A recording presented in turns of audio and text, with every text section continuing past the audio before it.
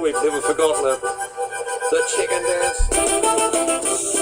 I know. The Mayor of Redlands would be all ready to do a bit of yodeling, just hearing that automatically, but we want to reflect a little bit as we get close to the anniversary. 25 years since Expo 88, and one bloke who was caught up in a whole lot of it in an interesting way, Jeff Cornford, joins me. Jeff, it's an interesting little yarn, or is it a lanyard that you're about to tell me?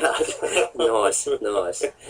You came up with the idea to tie the Expo logo around our necks. No, they came up with the idea. We were just able to license it. Yeah, well, that's what I meant. You came up with the idea of how to make money at That's the time. right, exactly, yeah, exactly. How did you sell? Oh, I'd hate to think now. I think we sold out by the first 3 months of Expo. I got one at home. Have you? Oh, good. Yeah. Yeah, I haven't, unfortunately. Have you? Oh, I'll sell it to Would you. you like to give it? By the way, we're getting close, and you're part of the greeting brigade that makes it possible for people to relive Expo. That's correct. What sort of things are you doing? Well, we're doing tours. You probably realise that City Hall's reopening, and the Museum of Brisbane will have a fantastic display of Expo. It's 25 years, and part of that, I guess that whole event is going to be that we do tours, both across the Cornford Bridge and across the Goodwill Bridge. So, yeah, it's going to be very exciting. We're hoping that we'll get a lot of people on board to come and have a look at Brizzy again. Well, I think so, because Expo 88, whether you're in Brisbane or not, in fact, whether you were alive or not, it kind of brought Brisbane to life, didn't it? In every possible way. Absolutely. Amazing 6 months. Oh, yes. Sensational. What was the best part for you? For me? I enjoyed taking my kids, obviously. That was always exciting. They were only young then. Did they have a little passport? They did. I got 2 there if you want to have a look at them at some stage, yeah. So you've been to this pavilion, you get a stamp. That's right, yeah. Simple things excited us in those days. Exactly right. Exactly right. Yeah, it was the nice thing about Expo, though, I think, because it was, I guess it was the participation factor in all the pavilions. That was one of the things that really stood out to me. You could go into any of the pavilions and there was always something for you, hands-on stuff to do. And it was great. It was really, really good. So what was your favourite pavilion?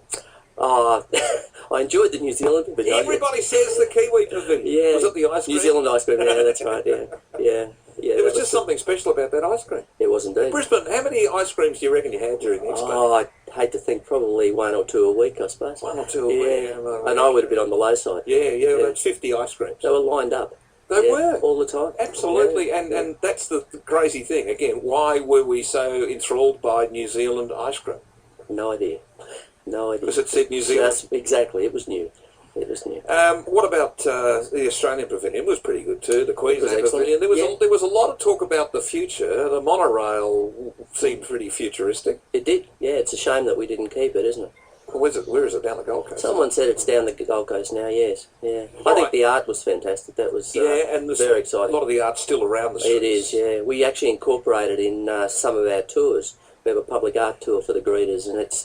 There's some really nice Expo stuff. Now, the Brisbane greeters, you obviously make it easy for people who visit our city, and indeed even locals, to get to know the city like no one else. That's right. We do free tours every day, and they get to see all the good things of Brisbane, I guess. So how long does a tour take? Oh, it can take up to 3 hours, sometimes 4. Depends on what people want to do, really, and also where they want to go. If you looked at the Expo tour that's going to happen, if you actually did it, it's one full circle, it'd probably take a good 4 to 5 hours, I guess, if you looked at every single thing, yeah. So it's a walking tour. Do you carry a flag? So follow my flag? No, I gave up on the flag, yeah. But you walk and talk Brisbane? Yes, absolutely, absolutely. It's our city, you know, and I think every greeter that is a volunteer for Brisbane Greeters is very proud of their city, and they've all got their own story to tell. You know, they're not all my age. There's younger and older and everyone in between, and everyone's got a story about their city, and you can put that into your tour quite easily. Do you learn stuff as you go around? Oh, absolutely, yeah. It's amazing what you see. I said to my wife the other day, you know, when we used to be busy at work, we'd walk around with our eyes down and that was it. Today we can walk the city and we look at all the buildings and the things that you see, and you see them art in lights these days. Which is interesting. Yeah. Yeah. No, I think it's terrific that we are rediscovering things, little pockets of Brisbane, little statues that no one probably really understands what it's for. Absolutely, absolutely. Yeah, there's some hidden gems in Brisbane, and really the greeters seem to know most of them. I suppose we learn of new stuff all the time, but in reality, I think everyone knows where things are if they really want to look for it. Jeff, is there one thing as you've gone about this business of the greeter that's jumped out at you that you didn't know before you started this? Yeah, well, I didn't know the amount of art that we have in the street. And I'm not talking graffiti type art, I'm talking nice art. That was just quite a sensation to me when I got into greeting a year ago. It was good to see. Yeah. Okay, so the street art. Yeah, street art was good, yeah. You like all that? I do indeed. Which sort of street art do you mean? Welded stuff? Well, it's a bit of everything, really. We've got developers that have put beautiful art in their buildings. We've got things that the council has put in place, things that the council has bought. You've got Expo things with Mirage in Brisbane Arcade as an example. Yep.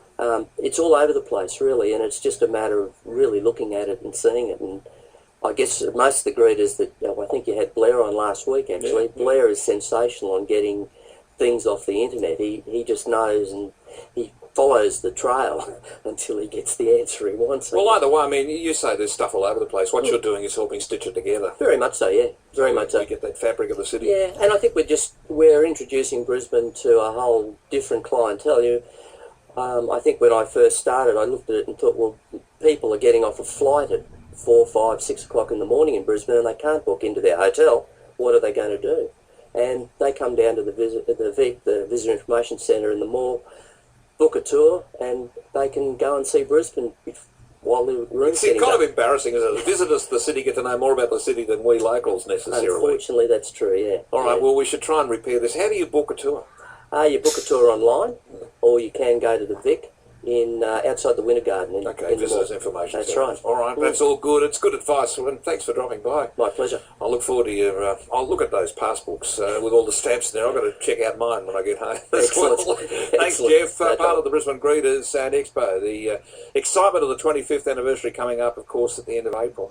When you were actually invited to exhibit at Expo 88, because that's a great story. I love it. Well, the story really doesn't begin with Expo. It really starts about 2 years before. In 1986, I was released from my teaching position at the University of North Carolina. And, I really saw it as a real, change of my whole life, what I'd been doing for years and years. But I'd always been a very active artist. So I got some unemployment insurance that paid for like 6 months, and I called it my arts grant. And every day I went in and worked on my sculpture doing something. And it was that time, that 6 months of that unemployment that I was being paid, that I built the 2 pieces for Expo. Now, I didn't know they were going to Expo at the time. All I knew was I was making art, and in life as an artist, if you're not making art, you're either dead or you're teaching or you're sick. So I really